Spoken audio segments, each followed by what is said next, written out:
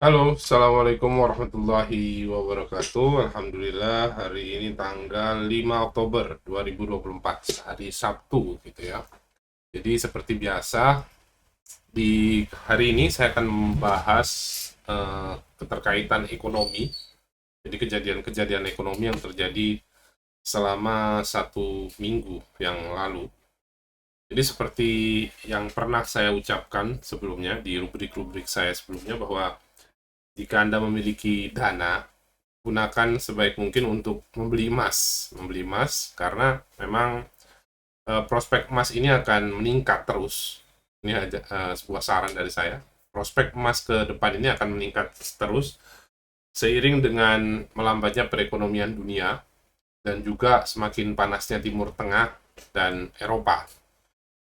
Jadi emas ini akan menjadi salah satu alat lindung nilai, alat mata uang lindung nilai yang paling terkuat saat ini, yaitu emas. Kita lihat aja pergerakannya yang dari awalnya sekitar 1.370.000 rupiah, 1.370.000 rupiah per gram, sekarang di angka sekitar 1.470.000. Jadi naiknya kurang lebih 100.000 dalam waktu yang tidak begitu lama. Dan eh, kondisi nilai tukar mata uang kita yang semakin melemah dikarenakan gejolak ekonomi dunia dan ditambah lagi oleh situasi geopolitik, peperangan yang terjadi di Timur Tengah, di Lebanon, yang baru saja diinvasi darat oleh Israel.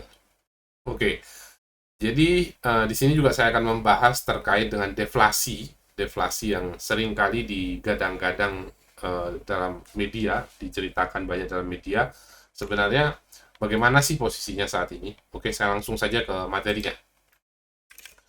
Materi pertama yaitu minyak mentah.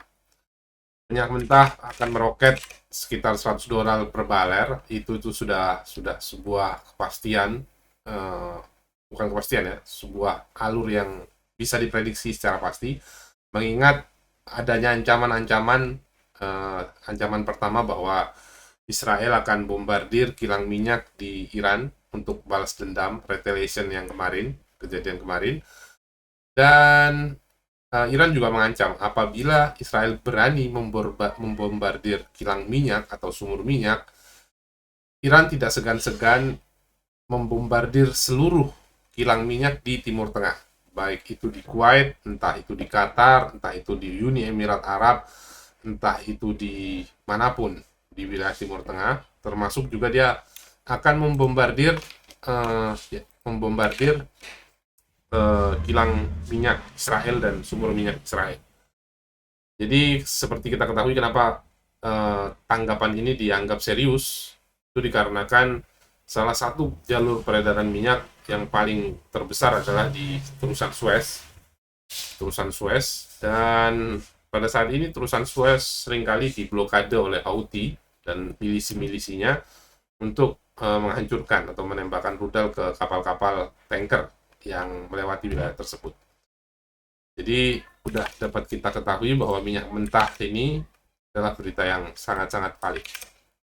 Selanjutnya, video harga emas Antam rekor tembus 1.471.000 per gram. Ini seperti yang saya katakan bahwa investasi, jika Anda ingin berinvestasi untuk melindungi nilai Anda, nilai harta Anda, silahkan melakukan pembelian emas semaksimal mungkin, dengan tentunya dengan memperhatikan cash flow Anda ya. Melakukan pembelian emas, dan ya tentunya ini akan terus berlanjut kenaikannya.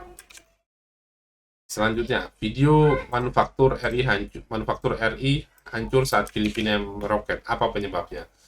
Jadi jika kita lihat dari terkait dengan video yang tersebut, sebenarnya Indonesia melakukan kesalahan fatal dengan hanya membangun infrastruktur, yaitu struktur yang terlihat, tanpa membangun infrastruktur yang tidak terlihat tapi sebenarnya posisinya sangat penting.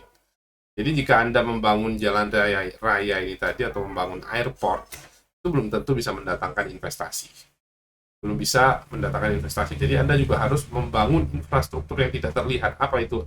Sumber daya manusianya, kepintaran manusianya, kepintaran SDM-nya, meningkatkan nilai SDM-nya.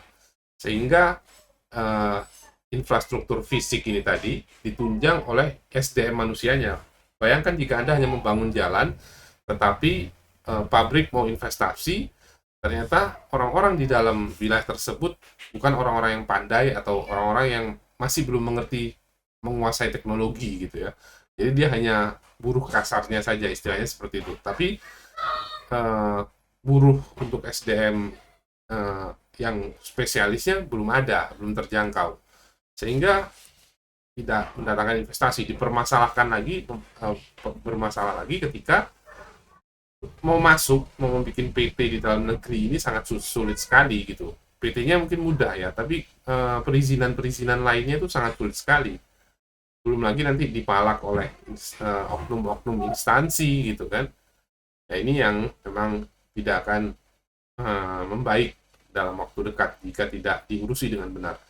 Jadi inilah yang sangat kurang ketika yang melakukan terobosan itu hanya pimpinan atas. Contoh ya, kita katakan terobosannya dari presiden, umpama seperti itu ya. Terobosan dari presiden seharusnya diikuti oleh terobosan-terobosan dari bagian bawah. Jadi terobosan presiden turun ke terobosan gubernur, turun terobosan ke wali kota atau bupati, turun lagi terobosan kepada lurah atau camat. Sehingga semua itu menunjukkan kualitas gitu kan, bukan hanya terima gaji buta, sorry to say, karena memang kalau kita lihat kebanyakan PNS ataupun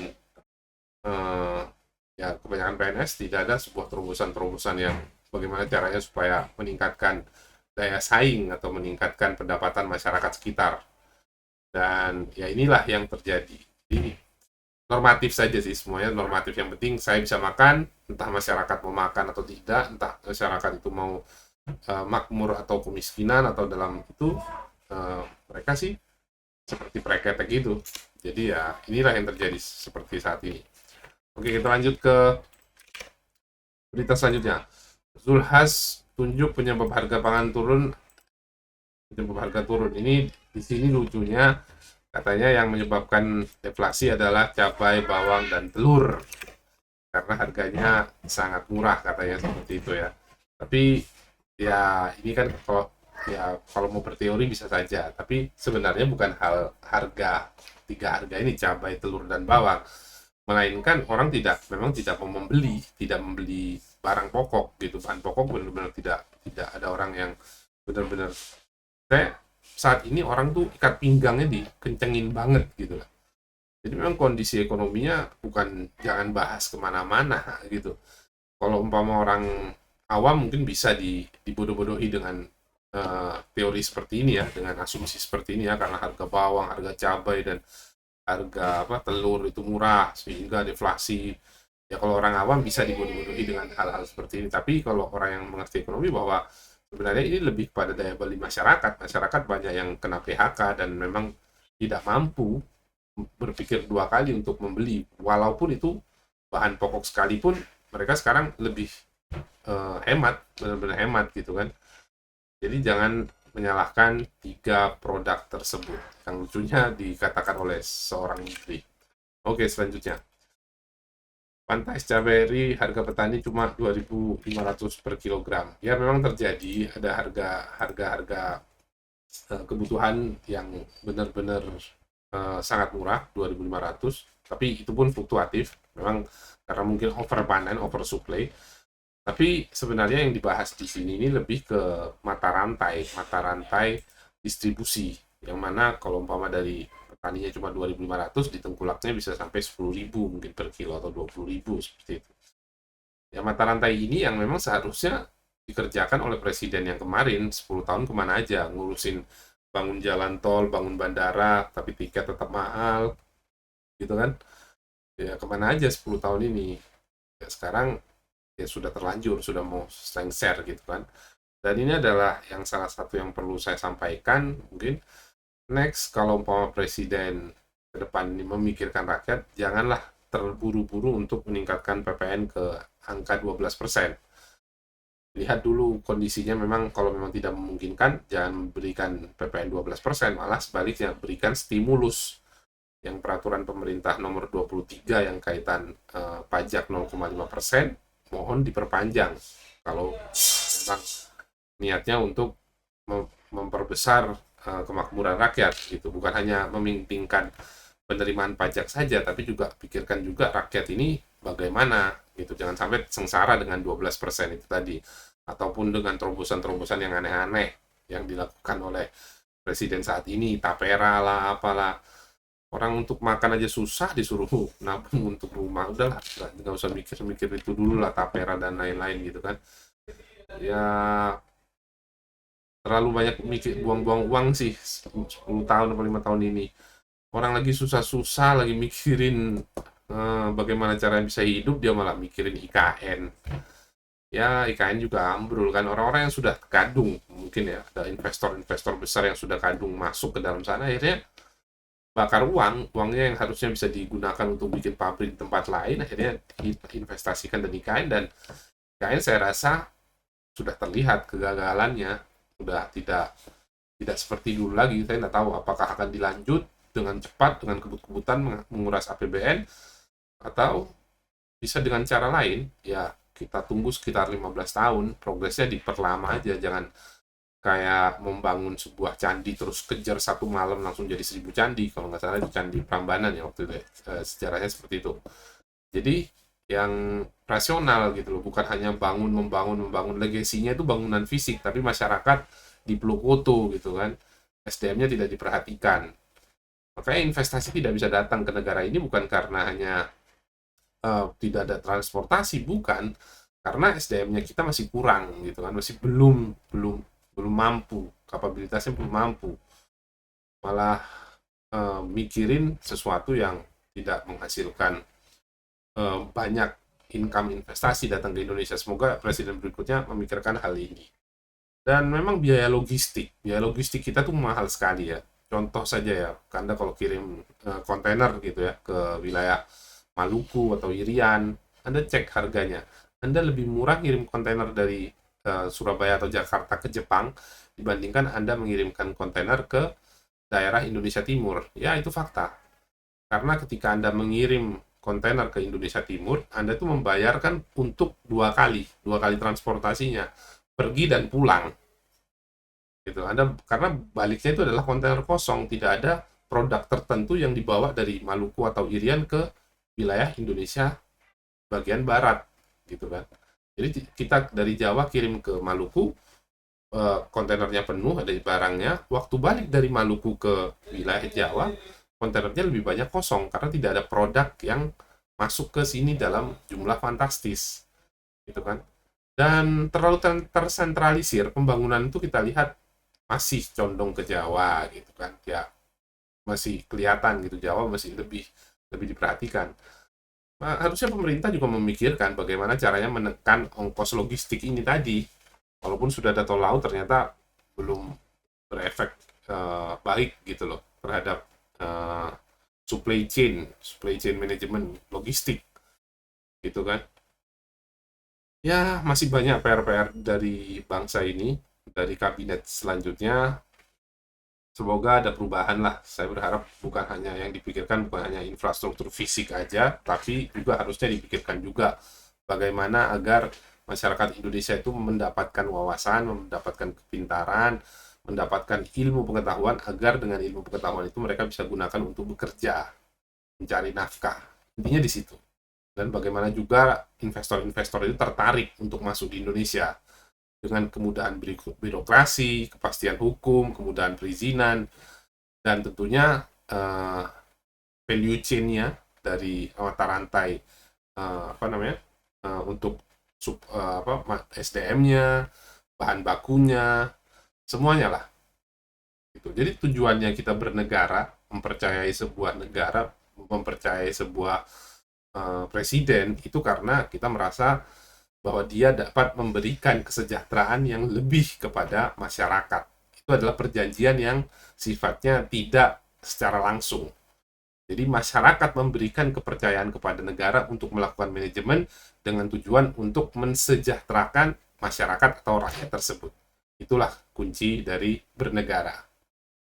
Dan siapapun yang nanti kabinet siapapun itu, saya berharap nanti presiden berikutnya lebih memperhatikan terkait dengan SDM dan mencari bagaimana caranya investasi bisa masuk dan pangkas atau babat habis koruptor-koruptor itu, karena mereka merusak tatanan sosial, yang mana tatanan hukum juga, yang mana yang berdampak paling besar adalah masyarakat itu sendiri yang akhirnya tidak bisa bekerja karena investor-investor yang mau masuk mikir dua kali karena banyak pungli-pungli liar ini.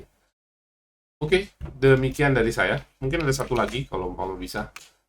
Oke, Sri Mulyani mengungkapkan bagaimana cara Korea jadi negara maju. Sudah kita tiru. Tentang mereka mengirim 100.000 orang untuk pendidikan. Mereka juga mengirim banyak pekerja. Ya, sudah ditiru, tapi mungkin harus diperlihatkan lagi antara dana yang digunakan untuk mengirim scholar-scholar ya tadi ke luar negeri untuk belajar dibandingkan dana yang dihabiskan untuk membangun IKN misalnya, atau membangun jalan tol dari Jakarta hingga Banyuwangi mungkin ya. Kalau dana-dana itu dialihkan gitu ya, mungkin lebih banyak scholar dan kita bisa lebih panen lebih banyak.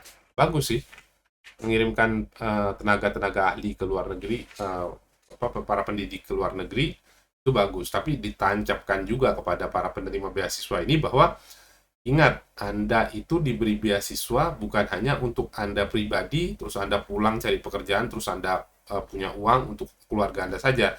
Tapi Anda melakukan pendidikan atau kuliah di luar negeri, kembali ke sini, Anda harus mengajarkan ilmu apa yang Anda dapat di luar negeri tadi. Ilmu apa yang Anda dapat di luar negeri dan tularkan kepada entah mahasiswa, entah masyarakat, entah pengabdian 5 tahun atau berapa tahun pun itu terserah. Jadi bisa menularkan ilmunya, bukan kuliah hanya untuk dirinya sendiri, memperkaya diri, tidak seperti itu. Ya mungkin seperti itu aja sih dari saya. Demikian dari saya, semoga ke depan Indonesia semakin baik-baik saja, tidak terjerumus ke dalam jurang deflasi yang berkepanjangan, dan semoga pemerintahan yang ke depan semakin maju, semakin kuat, semakin bersih. Demikian. Assalamualaikum warahmatullahi wabarakatuh. Merdeka!